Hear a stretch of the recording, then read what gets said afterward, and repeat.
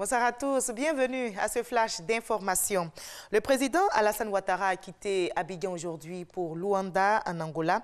Il va prendre part demain mardi à la cérémonie d'investiture du nouveau président élu, João Manuel Gonçalves Lourenço, élu avec 64,57% des voix.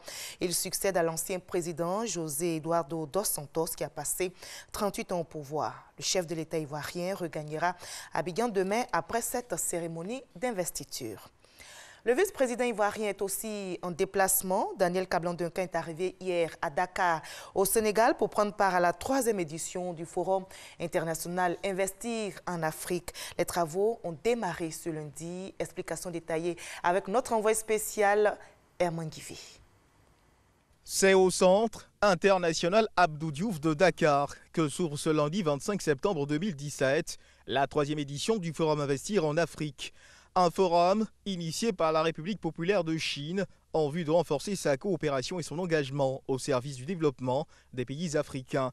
Depuis hier dimanche, Dakar, la capitale sénégalaise, enregistre l'arrivée de plusieurs délégations officielles. Au nombre d'entre elles, la délégation de la Côte d'Ivoire, conduite par le vice-président de la République, Daniel Kablan-Duncan. Accélérer le développement de l'Afrique par l'innovation, tel est le thème de la 3e édition du Forum Investir en Afrique. Et parlons justement d'opportunités. La Côte d'Ivoire a beaucoup à gagner en prenant part à ce forum. Un autre forum qui vient de refermer ses portes ici à Abidjan, c'est le forum sino-ivoirien sur l'investissement et le commerce. L'initiative du Conseil pour la promotion de la coopération sud-sud de Chine permettra donc de nouer des relations d'affaires entre la Chine et la Côte d'Ivoire. Vous aurez tous les détails dans notre édition de 20 h ce soir. Et plus loin à La Haye, le procès de l'ancien président ivoirien et Charles Blé Goudé a repris ce lundi avec comme témoin à la barre les chefs d'état-major des armées, Philippe Mangou. Le général Mangou sera donc entendu pendant 3 semaines, soit du 25 septembre au 13 octobre prochain. Dans ses premières déclarations à La Haye ce lundi, il est revenu sur la mission du Centre de commandement des opérations de sécurité SECOS pendant la crise post-électorale. On y reviendra également à 20 h.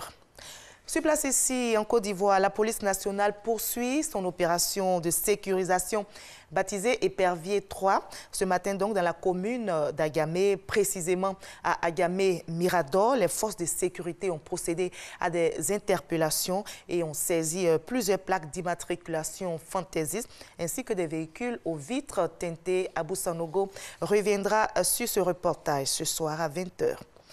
La guerre des mots continue entre Washington et Pyongyang. La Corée du Nord considère que Donald Trump lui a déclaré la guerre depuis samedi.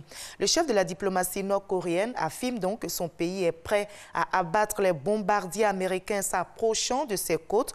Rappelons que samedi, des bombardiers américains avaient volé près des côtes nord-coréennes pour envoyer un message clair à Pyongyang qui, selon le Pentagone, mène des essais nucléaires depuis un moment.